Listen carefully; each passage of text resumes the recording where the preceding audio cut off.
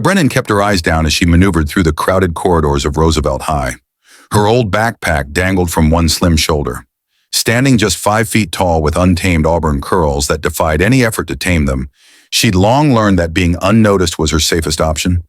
A loose flannel shirt draped over her petite figure, an intentional choice to bury her frame beneath oversized layers. Her wire-rimmed glasses frequently slipped down her freckled nose as she rushed between classes. She had transferred to Roosevelt 3 months ago after her military father received new deployment orders. Adjusting had been harder here than at any previous school.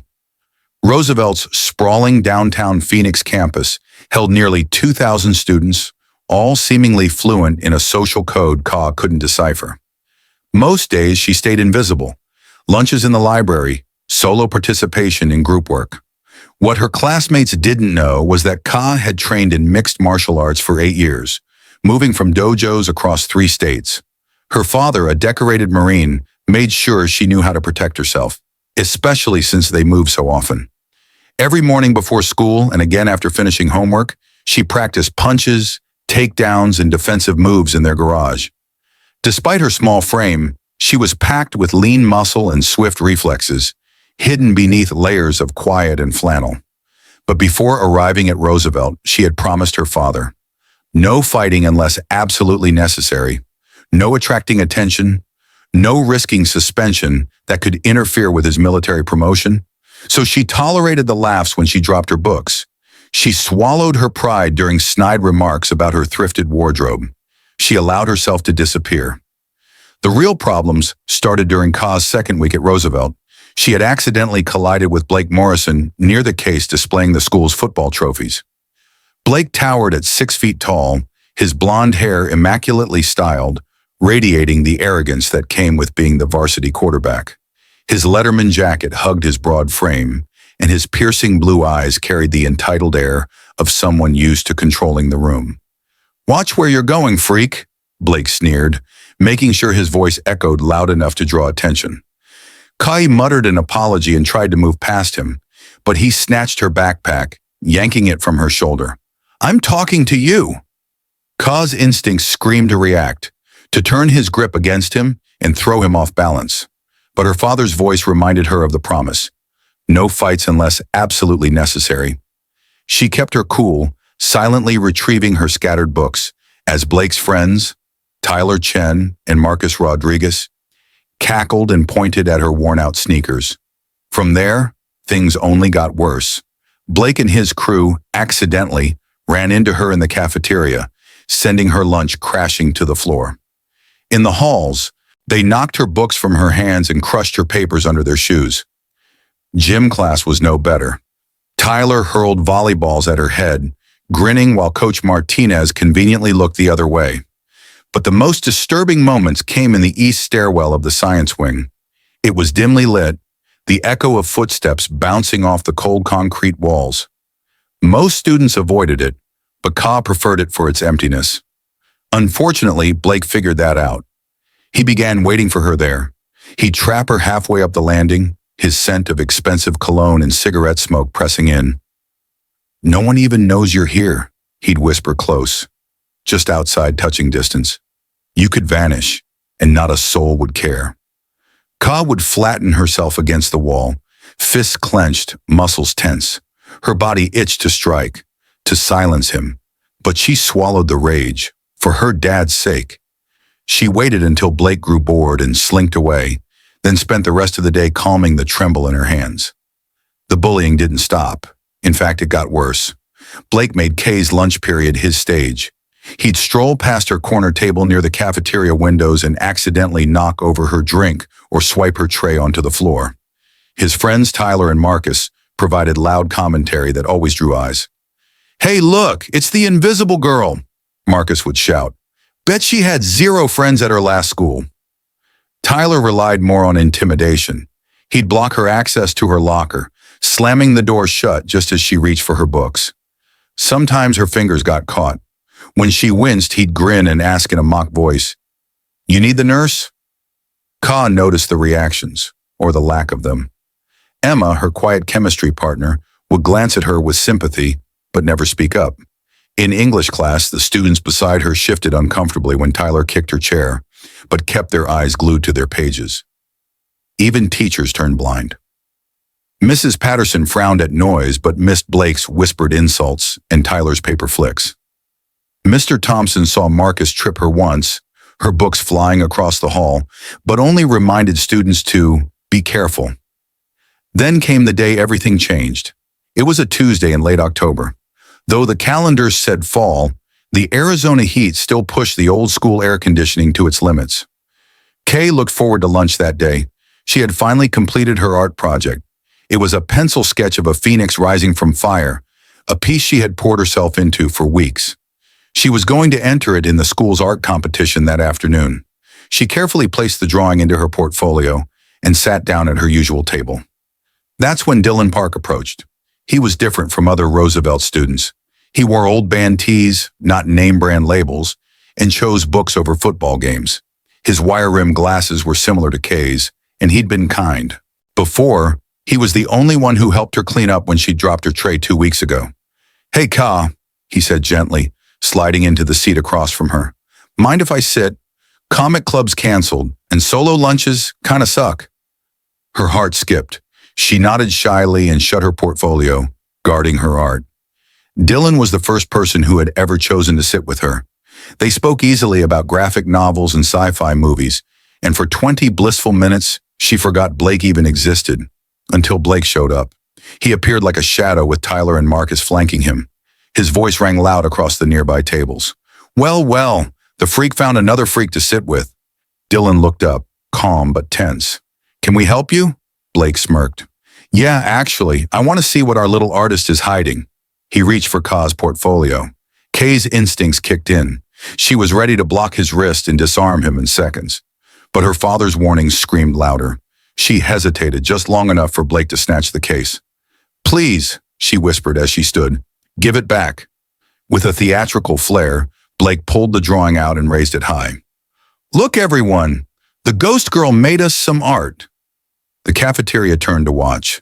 Some laughed. Others just stared. "This needs some color," Tyler said, holding up a bottle of chocolate milk. "No!" Kai lunged forward, but Marcus caught her arm, squeezing hard enough to bruise. She watched in horror as Tyler poured milk over her drawing. It soaked the page, turning her phoenix into a brown, dripping mess.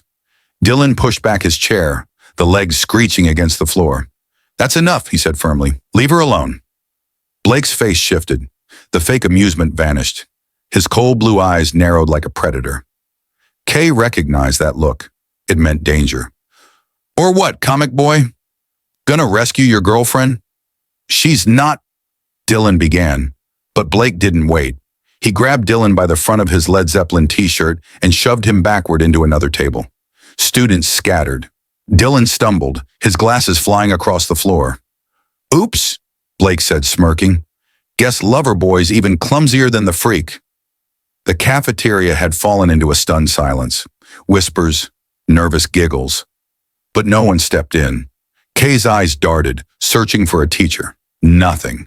No adult in sight. Phones were already out, students eager to capture humiliation on camera. Then Blake turned to her. "You know what?" he said, his smile curling cruelly. "Let's show you what school pride looks like." Before Ka could react, Blake grabbed the bottom of her flannel shirt and yanked it upward. Buttons popped and scattered across the floor. In seconds, the shirt was off her. Gasps echoed around the room. Ka stood frozen, stunned, wearing only a thin white tank top that barely shielded her. Whispers grew louder. Phones snapped photos. She felt naked, not just physically, but emotionally stripped. She saw Dylan on the floor, scrambling to find his glasses. She saw Blake grinning with pride, shirt clutched in his fist. That was the moment everything shifted. 8 years of training surged forward like muscle memory. Ka didn't think. She moved. Her right elbow drove upward into Blake's ribs. Not just a hit, a perfect strike, sharp and fast. The force lifted him off his feet. His breath whooshed out. His hands released her shirt as he hunched over in pain, eyes wide in shock. She snatched her shirt midair and slipped it back on, ignoring the missing buttons. But she wasn't done. Tyler lunged toward her. Ka turned smoothly, pivoted on one foot, and launched her right knee into his solar plexus. Air fled his lungs. He stumbled back, colliding with Marcus. Both went crashing down. The cafeteria erupted. Shouts, chaos, students climbing on tables for a better view. Phones captured every second. Blake tried to rise. He clutched his side, red-faced, struggling to catch his breath. His perfect hair now hung in messy clumps. His confidence was gone. "You little," he growled, fists raised. Ka sidestepped, fluid and sharp. She caught his wrist and redirected his momentum, just as she'd practiced hundreds of times.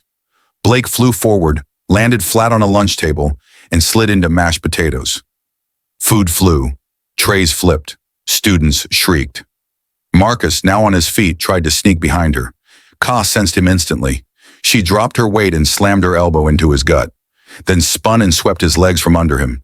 He hit the floor hard, his head thudding against the linoleum, groaning, not moving. Tyler stayed down, clutching his chest, wheezing. He looked at Kay, this time not with mockery, but with wide-eyed fear. Blake slowly got up, food sliding from his shirt. Gravy stained his collar. His expression was stunned, like the world had flipped and he no longer understood it. Ka stood tall in the middle of the storm, breathing steady, adrenaline alive in her limbs. Her flannel hung loosely, barely buttoned, but she no longer looked fragile. She looked unbreakable. Blake opened his mouth. "How did you—" It came out as a breathless rasp. Ka stared him down. Around them, silence hovered. Dozens of students watching, phones still raised. She took a breath. Calm, steady, and extended her hand to him. "Get up," she said. Blake blinked at her hand like it was a trap. After a long moment, he took it, and she pulled him upright. "This isn't over," he muttered. Ka's voice was even. "Yes, it is. And if you ever lay a hand on me, or anyone, again, next time I won't hold back." The cafeteria stayed frozen for a few heartbeats. Then, chaos. Students swarmed forward. Some checked on the groaning bullies. Others ran to Ka, eyes wide, asking how she fought like that. A few handed her their jackets, trying to cover her torn shirt.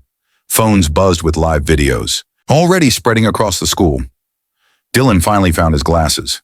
He stood beside her, face bruised but proud. By the end of the day, everyone had heard the story. Clips of Kay taking down Blake and his crew lit up every student's phone. The school administration scrambled to catch up, pulling students aside, seizing footage, and calling parents. But the evidence was overwhelming. Dozens of classmates came forward. They described everything. Weeks of bullying, stairwell ambushes, verbal abuse, the final humiliation, and Ka's response. Security cameras backed their claims. One clip even showed Blake yanking her shirt while she tried to retreat. The verdict was swift. Blake was suspended for 2 weeks for assault and harassment. Tyler and Marcus got 3 days each for their roles. All three were ordered to attend anger management classes and publicly read apology letters over morning announcements. Kay received 1 day of in-school suspension for fighting, though everyone knew it was symbolic. Even Principal Williams looked impressed, though he couldn't officially say so, and everything changed. Students who had ignored Ka now approached her in the halls. They asked about martial arts, about confidence, about how she'd stayed so calm. Teachers became suddenly alert in class, watching for the very bullying they used to miss. Emma, her chemistry partner, admitted she'd wanted to help but had been too afraid. Freshmen came forward with their own stories. The fear that Blake once fed on began to die. Dylan became a regular at her lunch table. He never treated her like a warrior or a victim, just as someone he admired.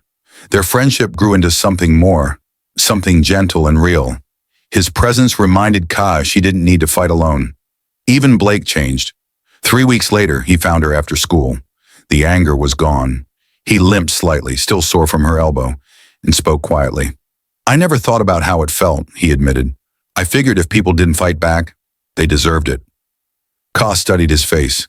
He wasn't lying, just uncomfortable, lost, maybe ashamed.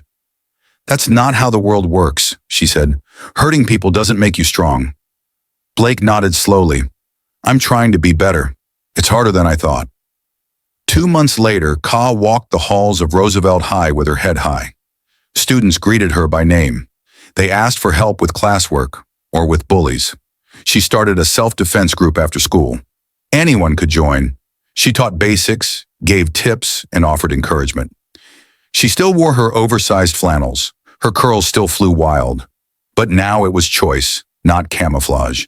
Her father had been stunned when she finally told him. He was proud of her restraint, her strength, and the way she helped Blake up instead of knocking him down again. Real strength, he said, isn't how hard you hit. It's knowing when not to. The art contest had been delayed because of the cafeteria incident, but Ka submitted a new piece, a drawing of students standing together, shielding someone smaller from looming shadows. She titled it, Finding Your Voice. It won first place. As she sat in the cafeteria beside Dylan in a growing circle of real friends, Ka thought back to her old self, the girl who tried to disappear. She now understood. Invisibility wasn't safety. Sometimes you have to stand tall. Sometimes you have to fight, not to destroy, but to protect. And sometimes when everything burns down, something stronger rises from the ashes.